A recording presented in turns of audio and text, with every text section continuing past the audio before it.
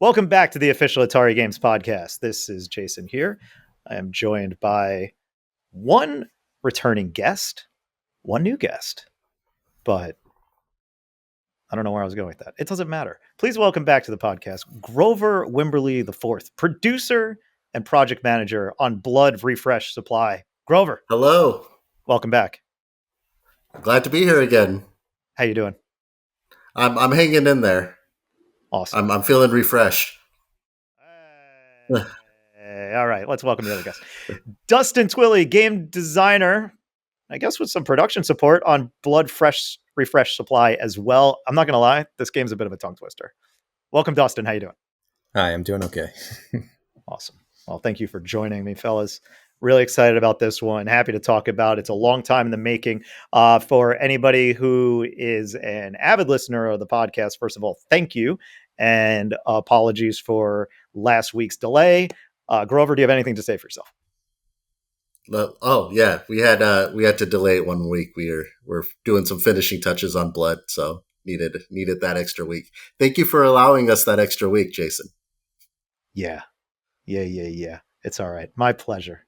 I am a merciful podcast host or whatever. Anyway, I responded to one response on Blue Sky just saying, hey, it's a bit just because of production scheduling, things like that. Also, the day we were supposed to record last week was the day after I got back from Portland Retro Games Expo. First of all, thank you for everybody who came out and said hello and even recognized me from the podcast. Somebody said it was meditative. That was interesting. I took it as a compliment, and I hope that's how you meant it. But yes, it was, so it was a bit hectic. I jest with Grover. He's been a good sport here. And happy we get to do this and talk about Blood Refreshed Supply, which you can wishlist now on Steam. And if you're already an owner of Blood, you actually get a discount if you purchase that. So be on the lookout for that. We've not announced a release date yet, but it is coming soon to PC and consoles. Very exciting. And actually, the cool thing about this, it'll be the first time it is available on consoles, which I'm super stoked about, as I am ready to jump into gameplay with my Doom, the Dark Ages Xbox controller that I'm going to be playing this game with, because I don't care how people judge me for not playing these first-person shooters on a mouse and keyboard. Dustin, does this offend you? Good luck. I'm also is hard I'm with also a mouse. I'm also a controller player, and yeah, I've been playing on the Steam Deck myself when I've been playing newer builds of it internally, and yeah, I've been having a hell of a time. Yeah, it's good stuff. But we'll get into a little bit about that later, because I actually have some thoughts. Other big news around Atari and housekeeping before we get into the game itself. First of all, Mortal Kombat Legacy Collection is available now. It's a big release for us. Very excited about it. Great work on the Digital Eclipse team side. I've been so excited to play Mortal Kombat Trilogy. I own the original PlayStation 1 version, and I'm just so excited to play it on my Switch too. So the hype around it when we were at Evo and people were playing it, because that's when we announced it and got people to play it. I didn't realize there was such a love for that specific entry, but I'm also not into the fighting space at all. But Grover, if you want, we could just pivot and talk about Mortal Kombat for the next hour. Is that what you'd prefer? I grew up with the N64 version that didn't have all the boss characters, and I just wished I had all the boss characters. And then my friend had the PlayStation version, so it's kind of a coming full circle that I get to play the Nintendo Switch version that has all the boss characters. But that's all I'll say about Mortal Kombat. Awesome. Super excited for it. Very cool. And obviously, we're going to do a Mortal Kombat episode. I already got Dan Amrich queued up to do this. We're recording this one on Tuesday. I'm talking to him on Thursday, which is launch day. There is a non-zero chance this podcast will release after that one, but that seems very rude to Nixon, who does the video production of these. So I'm probably not going to do that. But we'll see. We'll see. Don't worry. We're going to get into it. We're going to talk about it. I'm very excited. It'll probably be 3 hours long because Dan's on it. Oh, yeah. Other things to talk about. Join the Atari Club Discord. Let's talk about a bunch of Atari games. Join the Nightdive Discord, right? You guys got a public Discord, don't you? Yes, if you have Yes. games that you would like to see us remaster, we have a whole forum for requests and submissions, and I'm looking at them. Oh And I yeah, tell the people, I tell the people that post in there, like they're like the producers, the Night Dive team never reads this, and then I'd react to it just to prove that I'm reading it. So, yeah. um, we always take a look at those submissions to see what people would want to see us remaster, and we note those down. So it really does make an impact on what we do. And it's always exciting to me when we see a game on their request list that we actually do announce, and then they update it to say, "Hey, it's been fulfilled," right? So it's very validating, and it's great to have the community involved. Hey, how many requests for the PS2 cult classic Cold Winter? I'm pretty sure it's on there. It might already No be on way. there. Nobody's ever heard of that game. No way. That's awesome. I've seen some pretty obscure requests. Good on that one guy. So Cool. I'm sure it's there. Yeah. If not, go at it on the Night Dive public Discord. Yeah, let's see that Cold Winter love. I just want to know that somebody else has played it besides me. Also, check out Night Dive's Deep Dive podcast. You can find that on YouTube. I don't know if it's on podcast services, but it's out there. They have some really great episodes, really awesome guests all around the industry. So a lot of cool stuff going on there. Got to give some love to a sister podcast there. And lastly, review this podcast. Please help the algorithms. Subscribe if you're just popping in for one-offs. Subscribe to the Atari podcast. Subscribe to the YouTube channel. Leave reviews, make comments. I read all the comments, all of them, even the mean ones. It's fine. Feelings aren't hurt. It's fine. This is probably the longest I've taken in a while to actually get to the gameplay. You guys wanna start talking about Blood Refresh Supply? Yeah, let's start. All right, cool. I'll assume the audience also said, yeah, let's start. Let's do it. All right, cool. So we are jumping in. New game, and I'm making timestamps because I also play producer on this. Are you going to do preset difficulty, or are you going to set your own difficulty? What am I going to do? Let's see. I am going to first find the window so that my controller can actually interact. Here we go. Great. There we go. This is what I did. So oftentimes, if you want a little behind the scenes action here, when I do one of these, I will kick the tires on the game.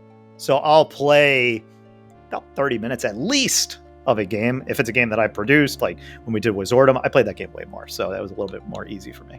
But for something like this, I just jumped in. So this is what I did, and you could tell me if I've made a grave mistake. I hit main campaign. I got all the episodes. I hit the first one. All right. Then I said, hey, lightly broiled. That's the standard difficulty, yeah. That's the standard difficulty. So that's where I'm starting. Okay. All right, here we go.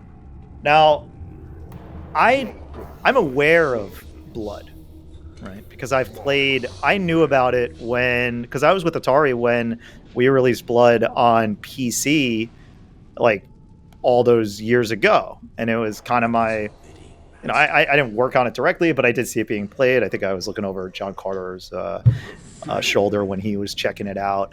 And because it was mostly hands off from the Atari side. So was this, to be honest. So if there's anything at any point, because this looks decidedly way more high resolution than anything else in the game. So what's actually going on here? We redid all the cutscenes. So all of the shout out to Bren on the team. We redid all the cutscenes from scratch for Blood Refresh Supply. Oh, nice. That's very cool. Because there were cutscenes in the original game, is that right? Yeah, they look really rough. Yeah. That's awesome. That's one way to say it. So also the room I'm in has some substantial glare on the screen, so I'm going to blame that for anything that goes wrong. Also, it's not a Night Dive game without an absurd amount of options. Yes. So you were like, oh, good luck with the controller. Well, joke's on you, because I made a bunch of controller adjustments to make this work the way I did it. So if you're curious, be like, hey, what did you do with your controller? I lowered the turn sensitivity because I was like, okay, this is a bit much, which might be a mistake and bite me later. And I also lowered the dead zone so that because it's like almost a brand new controller. so I didn't have any issues there. And that made this much more, and look, everybody has their own preferences, but that to me, I love having all those options so that you could say, hey, what feels right? I kind of nailed it on my third try. I'm like, this is good enough. All right, so far, one enemy down. You're already playing this. Yeah, you're already playing this a lot better than I did. I poked him with the pitchfork over and over again. I just see my health just drop. And I was like, okay, where do I get the life pickups? I'm like, okay, the first one drops a life pickup, and then I go down. It's like, oh, they don't drop that frequently. Oh. Yeah. So give me a flyover as we're jumping into this. We're talking about blood refresh supply. I kind of talk about it like maybe some people know what it is. Tell me about it as somebody who doesn't know what it is, and it maybe isn't even familiar with blood itself. Dustin, I'll give it to you for that one. You've been part of the community for a very long time. Yeah, well, I went straight from Duke Nukem 3D to this game. Man. And I'm still not great at it for somebody who's been playing it so long. Part of the problem is that for new people, the difficulty is front-loaded. So the first episode is by far the hardest. And I think it puts a lot of people off because the hit scanner enemies show up early in the game. So like the shareware for this was brutal. And then when you get later in the game, they add more enemies to the roster, but they're not as difficult as the ones that you start off fighting. So yeah, it's hard right off the bat. And you have actual guns later on, where you don't have any guns here. Like the first thing they give you, even like here, the first thing they give you is the first gun is a flare gun, and you can't even it doesn't even take enemies down right away. They're just on fire, so you kind of just run around. See, this is you might have noticed really good with dynamite. If you're watching the stream, you might be like, "Wow, that was fast." Wait, why didn't it load? Give me back my save. When I was playing through it, I have to save scrum all the time because I constantly get killed, and then when I get done with a group of enemies, then I would save it, but then I get into a part like, oh wow, I used all my ammo, and I'm doing kind of what you're doing. I'm running in, poking them, running back out, and having them chase me a little bit because see, even those it's a little unfair. As soon as you get into the room, they start wailing on you. Yep. You seem to have given was this auto aim? Was that from the original, or did you make that a little bit more forgiving than this one? I'm trying to remember if that was a carryover from Fresh Supply or if that's new. I'm pretty sure that's a carryover from Fresh Supply. Don't quote me on that. All right, fair enough. I won't. But it is on the podcast, and I'm not going to edit it. So, what is the? So, can you give me a bit of a journey from Blood to Fresh Supply to Refresh Supply? What should people expect on this one? For Refresh Supply, we did get since the release of Fresh Supply, one of the biggest criticisms from the players and the fan base was that the physics and the gameplay felt a little bit off from the original. Since we released Fresh Supply, we found the original Blood source code. So we were able to integrate that into the development of Refresh Supply and bring the gameplay and feel a lot closer to the original than we did with Fresh Supply. We did a lot of updates to rendering and things that we couldn't do with Fresh Supply. I'll defer to you, Dustin, on some more changes. I know you've been dying to talk about a lot of the changes that we've made. Yeah, some of the new things. Well, one of the big things is I fixed a bunch of bugs that were in the original maps. So broken secret counters and things like that. I've been fixing that stuff without actually changing the level design at all. Just making sure some of the stuff that was broken works without altering the levels themselves. And we've added some new stuff. We've got like a weather system going on, which is a screen space effect. It looks pretty cool. That was just sitting in the source code as something that never got implemented. That's awesome. That's really cool. And as it exists in the source code, it actually doesn't look that good. Kaiser had to do some edits. When was the original? When did the original come out? The original game was 1997. Oh, you don't say. So there was some bad looking, there was some janky weather effects in 1997, huh? Yeah, that sprite-based snow, yeah. Huh. Who would have thought? You actually jogged my memory a little bit, Dustin. I do remember we were having some meetings over the last couple of months, and we were discussing when we were discussing bugs and level changes. We were I know we were having discussions on, okay, was this something that was broken? Do we want to keep it for the sake of speedrunners, right? Do we fix this? Are speedrunners going to go through this the same way they went through the original, or they went through fresh supply? Or are we going to fix this because this is how the game should have been? And if I remember correctly, that was we made the fix. We made changes to levels to speedrunners be damned. This is how the level should have been. This is how the level should have worked. Yeah, I think we didn't really want to. I didn't want to change the levels themselves, but nobody is nostalgic for like this rotating door that like goes into the wall and you can't click it anymore. So that kind of thing. Yeah. I don't think it's a problem to fix that. Absolutely. I think that's but that's kind of one of those questions that I'm sure comes up for every, I mean, not just for Nightdive, but any team that's going out there to remaster. It's like you're going to have these purists, right? That say, well, this is how it was. This is how it's supposed to be. This is what it, and it's always going to be that tough dance as you look at as you look at the changing landscape around you, right? So. Right, like something that would interfere with speedrunning would be that we've kept the collision system from fresh supply instead of using the old build one, because the one from build is not good. You can throw dynamite right next to an enemy, and if they're on a sector border, like it won't affect them, among other things. So to a speedrunner, that makes a difference. Like they want to be able to clip through walls a certain way, but to most people, they don't want to like deal with weird bugs like that for the sake of being 100% accurate to the original. Is Blood like a major speedrunning game? I don't know how many people do it.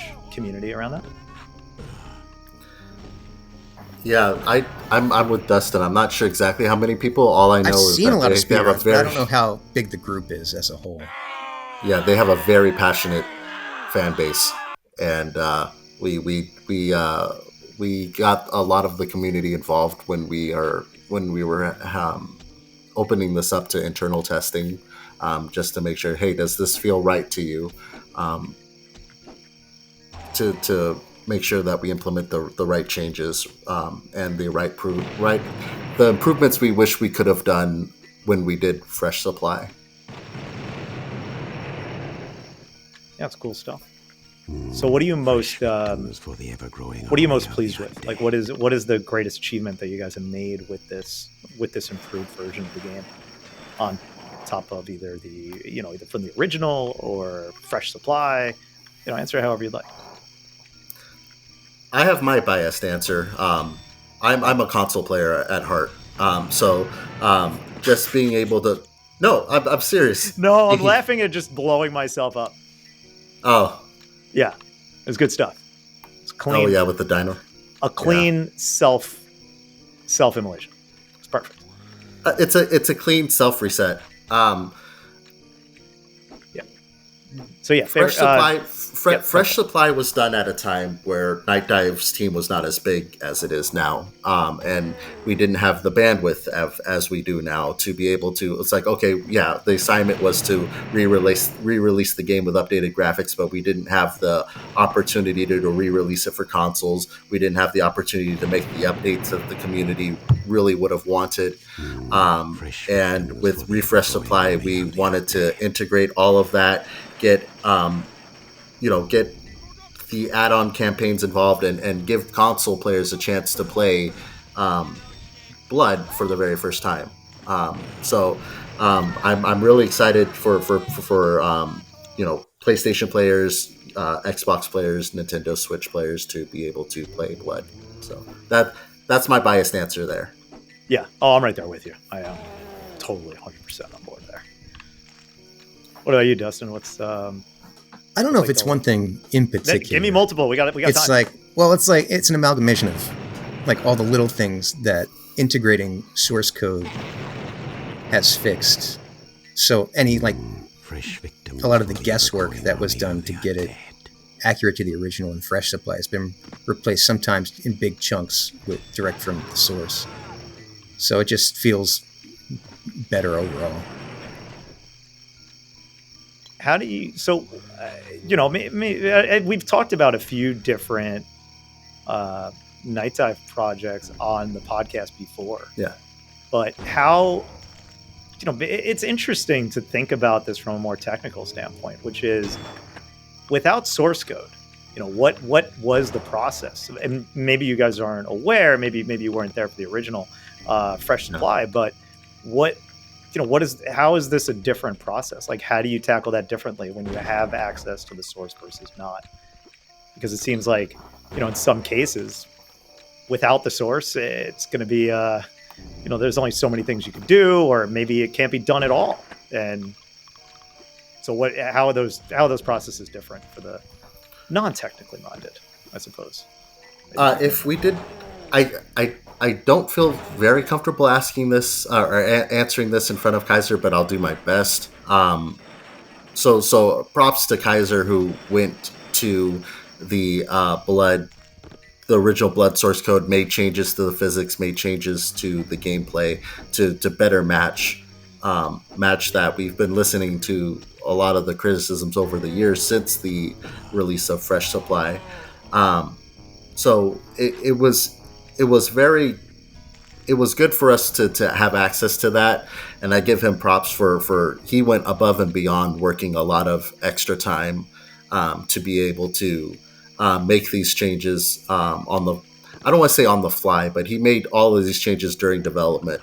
Otherwise, this would have been a lot closer to Fresh Supply, and different conversations might have needed to be had about is this a different enough game than Fresh Supply? Right. I feel like I didn't need to shoot that hanging guy, but I thought it was a secret or something. I was wrong. I just feel bad about it. Oh my god, dying. Cool. Well then, fair enough. Dustin, any comments on that? Because you seem to be a little bit more in it from a technical standpoint, right? Well, I'm on the team this time. Nick, true, the guy who's the creator of the Marrow expansion. Both of us have tons of time in the game, so if something weird happens, we spot it right away. It's not something you find out after it's been released already. With Fresh Supply, Nightdive people had gotten a hold of me in 2019 after it had been released, asking why XYZ wasn't working. And now I can spot it, ahead of time. Some little things that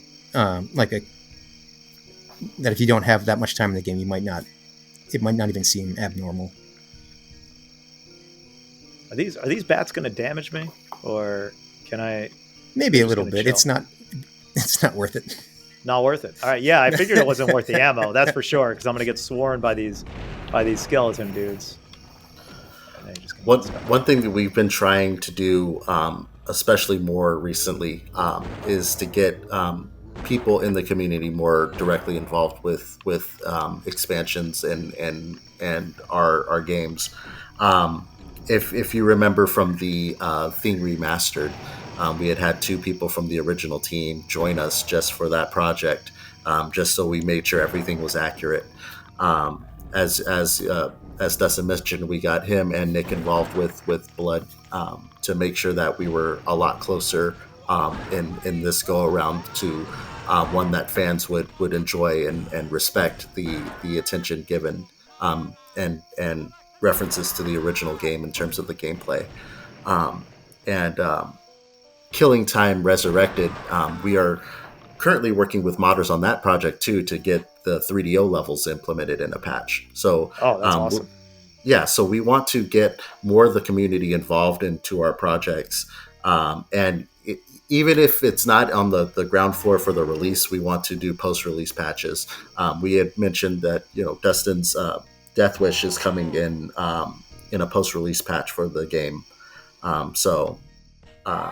We want to get the community more involved. We want to get modders more involved with our projects and make them, I don't want to say quote-unquote canon, just outright canon as part of the outright game with everybody's support. So I appreciate all of the positive comments, and I appreciate all of the positive support from the community on working on this game. So it definitely looks like it paid off. I hope everybody enjoys it. Yeah, it's great. There was, I remember when we were talking about Killing Time, there was a lot of work done to the, visually, to a lot of the characters, making them more, more polished, more improved. Again, I think representative of what you remember them being, more so than true to life what they were. Has any of that taken place here as well?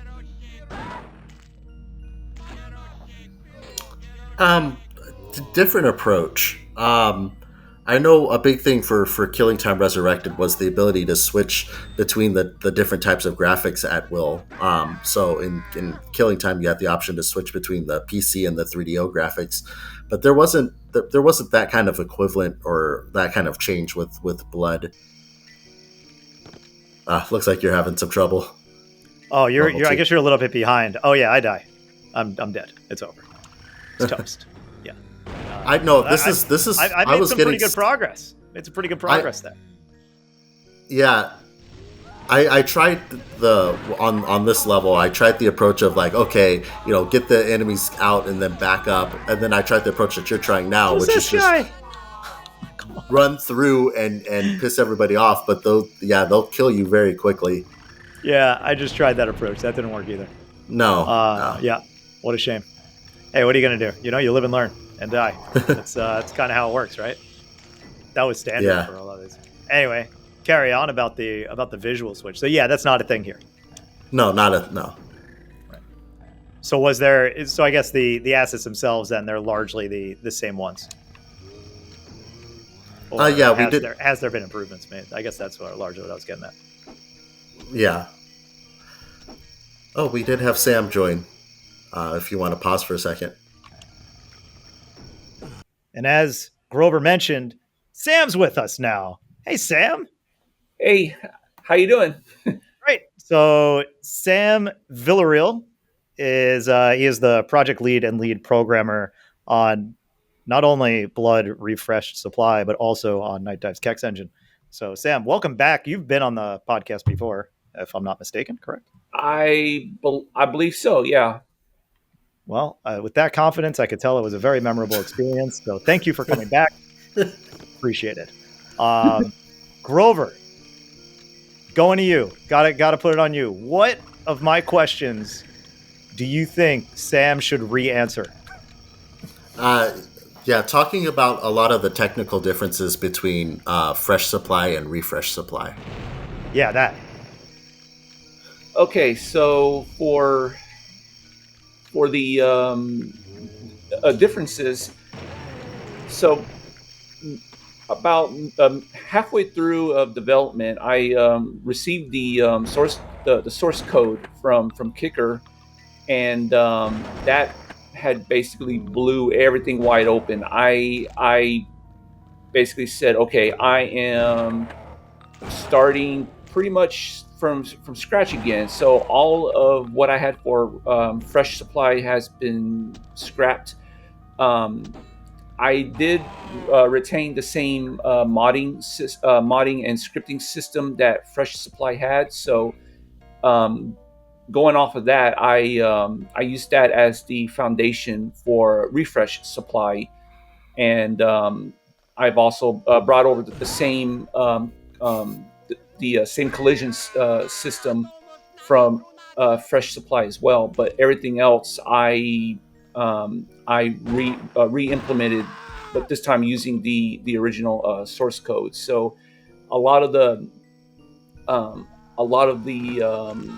the logic for enemy AI, the the triggering system, and I mean, pretty much everything in Blood has been well, pretty much revisited. So everything is redone from scratch while using this original source code.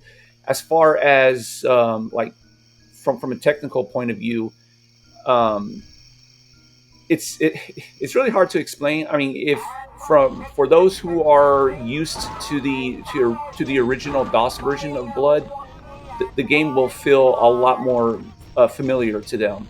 So, and by that I mean the gameplay is pretty much on par with DOS. The the main um, tick rate logic in Fresh Supply was like 60 hertz. So when I initially reverse engineered the game, I had to like scale everything by half because the game originally ran at originally updated its game logic every 30 ticks. So there was a lot of stuff that I had to do to scale down in Fresh Supply, and as a result, that actually really hindered the feel of the game in a lot of little subtle ways that for someone who's very familiar with Blood would definitely pick up on it. So for refresh supply, everything is back to 30 hertz. I used to use floating points for a lot of things in fresh supply, which also resulted in a lot of little minor inaccuracies here and there. So switching back to fixed points allowed me to get the behavior for monsters to be pretty much identical to the DOS version. Nice.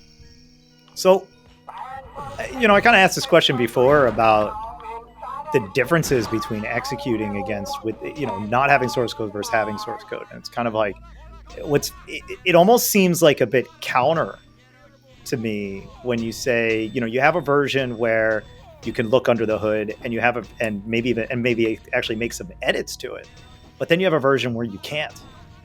So it's seemingly like if you have something where you can't, you're almost beholden to that experience being exactly the same as it was, versus having access to under the hood where you could actually change it to something different. So Yeah, how do you explain that like bit of that the kind of opposite, at least to me intuitively, that makes sense. So how do you explain that? Because that's kind of interesting when a little it'd be cool to understand that development behind it. yeah. I really made a lot of mistakes with fresh supply. I thought maybe I like trying to do my own collision system my way. While yes, it worked, but you also have to remember that the game has gone through many years of modding, like mods and stuff like that. So a lot of people have built their mods around the fact that the game behaves a certain way, and as a result, some things just did not work, or like some things broke, or it's just it basically won't. Take it, please. Trying to find the right words for it. It basically doesn't bode well with some of the user maps. So that was another reason why I kind of I took a step down and went back to using most of the original code for collision detection. While there's still some things that I still ended up keeping, but a lot of things for like keeping track of your ceiling and floor heights, or the logic to push you out of a wall if you happen to get stuck. All that is now using the same logic as builds, because the way the build engine does it has to be done a very certain way, to the pretty much to the point of that a lot of maps kind of rely on this sort of behavior. So that was a lot of things that I had to be really careful about this time, to make sure that that the way it acts has to be exactly how what the build engine expected, if that makes sense. Yeah, I think so. Well, the build engine, you mean that's like the underlying engine of the game, right? Like the original. Yeah, that was the engine developed by Ken Silverman, and that was the engine used for Blood, originally by Monolith. Take it, please. Okay, cool. What other just for people who may not know, such as myself, what other games were running on the build engine? Well, you got That Duke might 3D. You also got Redneck Rampage, Shadow Warrior, Shadow. the lesser known Tech War, and there's two other games, but I'm drawing a blank right now. Cool. Yeah, I think Duke Nukem. Yeah, that did ring a bell immediately when you said it. I was like, oh, of course. Duh. I mean, I would admit the build engine, it's if you're Go ahead, say it. They're not here.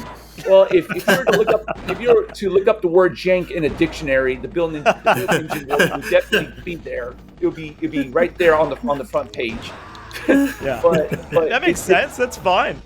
But see, it's because of that. But see, that's the thing. The Blood was built around this jank. So not only that the experience of the game has to be identical, but you also have to make sure that it also has that same jank. Otherwise, there are some features and some parts of the level that actually depends on it. It doesn't feel faithful, Right. otherwise. Yeah. Yeah, and I think it's even harder, right? Grover, I know we're super excited about the controller support. I mean, not Yes. controller support, but for console support. But these things weren't made to be played with a controller, right? Like it was made to be played with mouse and keyboard. Yeah. Yeah. It was definitely not. It wasn't. Yeah, it definitely wasn't built with consoles in mind. Yeah. So that's another important point. Whenever you look at these old games, it's not just about the experience of what you see on the screen. It's also about that tactile feel. Like we've encountered that a lot. I mean, we're at Atari, right? So we have so many different versions and ways to play these original Atari games, but actually replicating them from like stem to stern, not just the representation on a screen, but representation on a CRT monitor, representing the control from the actual paddle controller that you had before. Like these are all components that add to that classic feel, and to map all of that to to all this new medium it's not an easy feat. I don't envy the task, but it's really cool when you bring it forward and you nail it. And I can tell you right here, it's like you nailed it. So that's cool. That's good. And you say look up jank in the dictionary. Same thing. It's like looking at all those old games. I usually like to say they were figuring it out. It was a lot of figuring it out. I can tell you that as the lead producer on Bubsy 4D. Talking a lot about Bubsy and why the Bubsy 3D was so notoriously bad. Well, there wasn't a template for making a 3D platformer. And it came out right before Yeah. Super Mario 64, right? Yeah. Exactly. So Yeah. you got two people trying to solve the same problem, or two teams trying to solve the same problem, and one of them came to a good solution, and the other one was Bubsy 3D. So jank is expected of that time. I remember, I forget what game it was. Maybe it was one of the Metal Gear Solid games where like it got a bad review because they thought moving the camera with the right analog stick was like not the future of gaming, right? Before Oh man. one of the bigger games did it, and it kind of took hold. But it's like, these things were ahead of its time, and they, like you said, they were embracing the imperfections. It's not even that. They were largely just trying to just poking away and seeing what works. Yeah. And then eventually you find, oh yeah, that's the thing that works. Right? I think Look that's up, if you want to see one of my favorite examples of this, of like retroactively things getting wrong, look up the review of the first phone with a 5-inch screen. I think it was called the Dell Slate or something like that. And it was an Android phone that had a 5-inch phone. They're like, this is ridiculous. Like, why would you ever want a screen this big? And now it's like, that's like, oh, that's 5-inch. That's a cute phone. That's nice. That's cute. Oh, I got a Tommy gun. Guys, how am I doing? Rate my gameplay. Cheating and all. I don't care. You made it right about to the point where I think I did on my Steam Deck. Nice. It's fun. The game is very. It's very brutal. Like, oh yeah. The moment enemies see you, they will immediately start firing, and you have no time. Yeah. Nothing. I was considering like adding like a delayed reaction time to enemies, but I wasn't sure how well that was gonna sit with the community, so I never bothered. Yeah. Oh, I totally. Yeah, that's a more of a definitely a controversial. That would have been a little bit more controversial, I think. Yeah. The grand scheme of things, I think it's the right call. Did you think about adding that as an option? I was thinking about it, but I don't know. I wasn't. Yeah, other priorities, right? Everything's possible, but there's only so much time. I get it. Trust me. Cool. Anything that people that you think should know about the game? Thinking about like what I actually asked this question to the guys earlier, and I guess I'll ask you as well. What are you most proud of with this update to Blood? Like, what is it that people should really be on the lookout for? Because I think we got really under the hood, which I love. I love hearing about all them under the hood. I guess the proudest thing, the one thing that I'm the most proud of is rewriting the game at near the very last minute and getting it all working again. I did give you props there, Kaiser, because I had mentioned earlier on the show that you were up a lot of late nights making sure that this was almost perfect and faithful to the original source code and making those adjustments. Like before the source code, it felt like, the project felt like a death march, because I was basically about to go through the same the same experience back in 2019, and it just felt like a death march. It felt like this is just going to be the same thing all over again. But then just like out of nowhere, Kicker messaged me and said, "Hey, do you want the source code?" And I said, "Yes, I would like it. I would very much like it." Like, oh no, thank you. Just like this game, I'd like to stay on hard mode. Yeah. So after I got the code, I was pretty much like, okay, I am backing everything up. I am starting over, and I'm gonna try to do it right with whatever time that I still have left. So, I spent very long nights, like stripping everything down and then putting the game back together using the original code as a reference. Now, when I say reference, yes, I am like taking the code, the original source code, and re-implementing it as C++ using classes and also building it around the around Fresh Supply's scripting system. So a lot of it was reprogramming it, but a lot of it wasn't just like straight up copy and paste. I still used the source code. It was just a reference. because of how I originally had everything structured around the around Fresh Supply's scripting system. So You it was, essentially had to translate it from yeah, the old so code to something that works in Kex.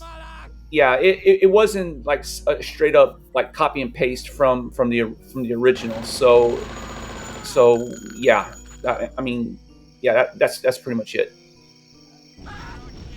But in the end, it still does exactly what the game is expected to do.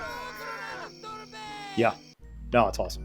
Like, I mean, I'm having, despite how much it looks like I'm struggling, because I am. It's Well, true. that same guy killed you 6 times. Shut up. Hey, Grover. I How far can't did you say- get on your Steam Deck? I can't. Yeah, I How can't far did you say get on I the would Steam do Deck, much. Grover? I can't say I'd do much better. I mean, Yeah, be careful. and also on top of that, Edward was already busy doing multiplayer for other projects. So Yeah, if I were to straight up use the source code, that would mean that he would also have to start over as well, and his time was already extremely limited. So I made the call to just take the source code and just work around with Fresh Supply's network and scripting system. So yeah, that's basically what I ended up doing. yeah. A lot of the it was a lot of back and forth between developing the multiplayer for this project and developing the multiplayer for the Turok 2 Next Gen update, which is also coming out on October 31st. So And Outlaws. and Outlaws. That's right. We have So- announced Outlaws. Yeah. Good stuff. That's awesome. And look at that. You got some more plugs for some Nightdive stuff. Love it. Good stuff. Nothing wrong with that. Nothing wrong with that. Yeah, It has been a very busy year. You don't say. If I had the source code at the beginning of the year, I would have probably like straight up like did it from like actual scratch. But yeah, I had to make use of not only my time but the other developers' time as well. But like I said, in the end, the code still does the exact same thing. So as long as it behaves, it should be fine. Okay. Got it. Well, so far so good. I'm sure. I don't want to throw in the I'll- towel, but I got, there's only so much time in a day, so I'm gonna stop the game here. You got to So do what stop I do recording. next time. We're gonna have to do the adjustable difficulty so we can both beat the game. No, I don't want to do that. I've It's, I've come too far. Now Committed. I have to see it through in as a it's called masochist. made to order. Exactly. Well, fellas, we've made it this far, and I love my games. I know Grover loves the games. That's why he comes back. He keeps coming back for the games. Sam, I think when you were on, I wasn't doing the games, so congratulations. You finally get to participate in one of my games. And it's going to Yay. be a really good one. This one's going to be great. And I made it easy for you guys, okay? I'm telling you. You might not think it is, but I'm telling you it is. It's an easier version of the game. So we basically we're gonna play the I don't have names for any of these games yet. I should work on it, but I don't. I just don't. I don't know how to tell you that. I just don't have names for these games. If anybody has name suggestions for this game, because I play it a lot, let me know, and I'll consider it, and I'll credit you for naming it. So, but for now, it's just the Moby Score game. That's it. I put a word into Moby Games, and I take all the games with that word in it and I sort it by Moby Score. Okay. Now, you guys have listened to some of these podcasts, and so you probably know what the Moby Score is. Are you familiar with the Moby Score? And if not, I always love to tell people what it is. So do you know the Moby Score? Never heard of it. Fantastic. On MobyGames.com, every game has a Moby Score, which is the Bayesian average of critic and player ratings. You can use the Moby Score to get an idea of how others feel about the game. That's what it says on the website. Are you clear on what it is now? Do you know what a Bayesian average is? Is that like adjustable over time? That's Something like that. right. Yeah. That's right. I thought You so. got it. The Bayesian inference, because maybe it's just Dustin that knows, is a method of statistical inference in which Bayes' theorem is used to calculate a probability of hypothesis given prior evidence and update it as more information becomes available. So there you go. We all know what the Moby score is now. We all know how this game works. The word that I put in to Moby Games for this episode is blood. Okay? Now, why do I say this is easy mode? Because other times I do this, I say it has to be standalone blood. It can't be part of another word, right? Like it can't be, I don't want to give anything away. But if you say like bloody, for example, I'll allow it. All right. I scrubbed out anything that does not have blood in the title, but I did not take out anything that has blood as part of another word. That's why this is easy mode. Because if I just trimmed it down, then you'd probably get about 3. We're going to do 3 rounds of this. All right. We're going alphabetical by first name. So that means Dustin goes first. And if you score any that are in the top 10 by Moby score, then you will get the inverse points based on the position. So first place is 10, second place is 9. I will give you double the points if you guess the exact Moby score, which could effectively seal your victory from the jump. All right? Ready? Dustin. Yes. Your first guess of any game that has the word blood in it that would have a really high Moby score. Man, I don't know. Would Blood Omen count? Like Legacy of Kain? Omen. Oh, I also need full titles. Legacy of Kain. Blood Omen. Do you mean Blood Omen, Legacy of Kain? Yeah, sure. In my list, that is number 25, so it's not worth any points, but that is a good answer. It does have blood in the title, so well done. All right, Grover, your first guess. I'm trying to think of games with the name. I'm gonna go with the original Blood. Here you go with Blood. Mm-hmm. From 1997. Blood 1997. That is number 5 on the list. Now, what do you think is the Moby score? Oh, I should tell you that Blood Omen Legacy of Kain has a 7.7. And it's at number 25. Okay? Which is pretty good. That's a pretty good number. So, Grover, what do you think is the Moby score for Blood? To double your 8 point. I have no idea. I'm gonna say 8.2. Holy hell. That is exactly correct. What? That is an 8.2, so you get 12 points. 0.2, you guessed that. Wow. Crazy. So now you have the middle, everybody. You have the middle of this list. Sam, what is your first guess? Hitman Blood Money. Oh, that's a good guess. Ooh. Love it.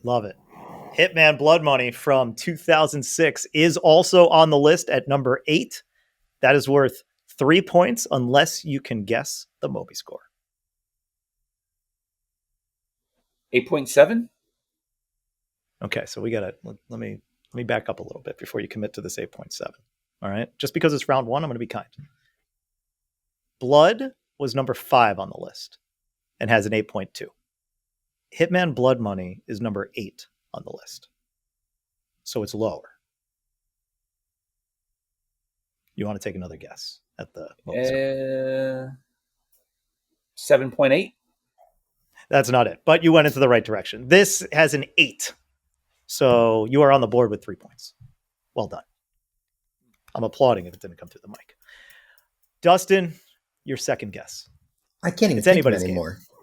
I'm trying to think of games with the name Blood in them. Oh, you're gonna be. Do I get a hint? Mad. You're gonna be so mad. You're gonna be so mad when I tell you what some of these games are. Oh man! All right, here's your hint.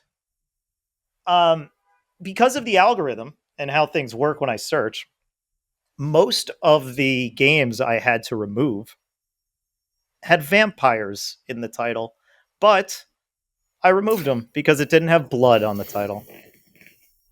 So there you go. But you said blood could be a part of it. Of course. Okay. Like I said, it'd be part of the word. Yeah. I got I got thought one it now. couldn't Okay. be. No, it Okay, could. I said okay. it could. Okay. That's why I 'cause said you can. Bloody Okay. is something you can Okay. you can use. Oh, Yeah. I misunderstood. All right. Okay, well then, That's easy mode. Bloodborne, I guess, would be That my first guess. from 2015. I'm sure you get a lot of requests on your board for this. Is number 1 on the list. Now you can double this and get and jump to first place I have by to get the guessing decimal. by guessing the Moby score. Yes, that's right. You got to guess the decimal. Come on. Absolutely. I don't know, 9.5. No, probably what it should have, but it just has a 9. It has a 9. It's a 9. The Moby score works in mysterious ways. Maybe it's people who are bitter because they don't have a PS5 version, I guess. I don't know. But hey, that brings you within 2 points of Grover, who might have been thinking the exact same thing, but maybe not. Grover, and by the way, now we've established the ceiling of scores. Grover, what is your second guess? Okay, I played this one with my brother in co-op. Bloodstained Curse of the Moon. Bloodstained Curse of the Moon. Oh, that's the It's like Castlevania. Yeah. That was the one that looked like Castlevania 3, right? It was like that one, that style? Yeah. Yeah, I that's played a that good one guess. on Switch. Yeah. Yeah. That's Now I opened it up. I opened it up because there's a few of those, right? So there are if a you're few having of them. trouble, You're right. Yeah. This one.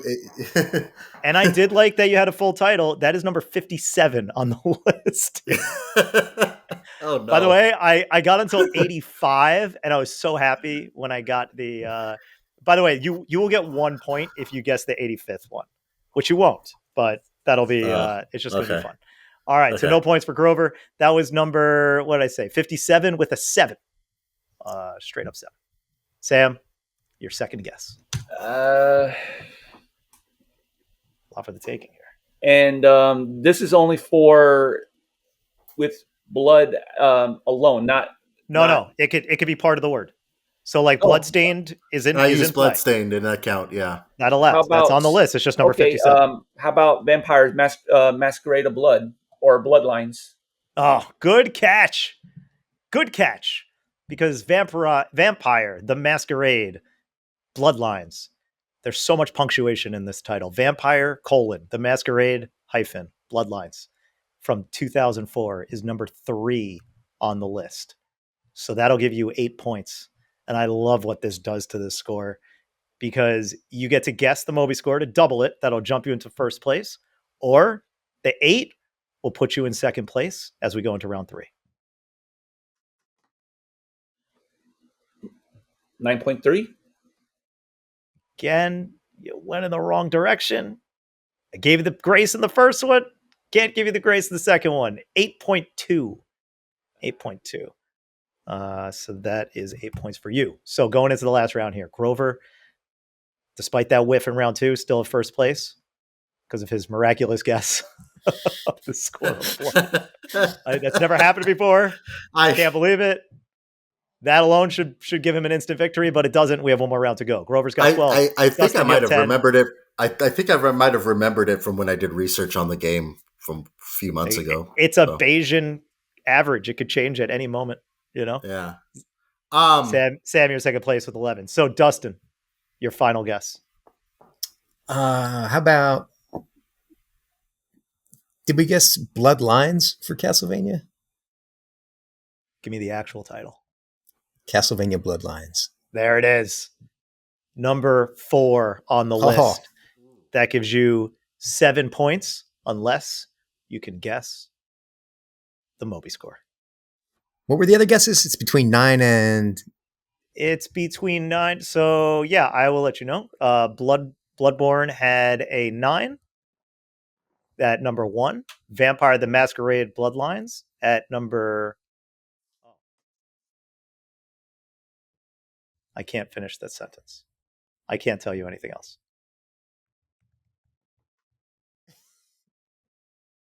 If I tell you anything else, we'd have a problem. I don't know. 8.5. Okay. I'm sorry. But you are in first place. It has an 8.2. That seems to be a very common number. Yeah, funny how that works, isn't it? Because that's why it would have given it away if I said anything else. So I stopped. All right. I'm learning as a game master here. Grover, you've dropped down to second place. You need to get either the second number 2 or get another amazing guess at these other ones. I got 2 I'm thinking of, and I was great. Was there a blood? There was a blood 2, wasn't there? That's not in the top 10 for sure. People didn't like it. What was the synopsis of Blood 2? People didn't like it. Bad game. It was not given enough time to be finished off properly. Do I have to commit to that answer? No. We're just talking. Bloodstained Ritual of the Night, then. Okay, now we're talking. You're on the Bloodstained train. I'm going to write this one till I die. That's great. Look, you did. It was a better guess than the last one, but sadly, Bloodstained Ritual of the Night is at number 13 with a 7.9. All right, Sam. Last guess for the dub. If you get number 2, that's it.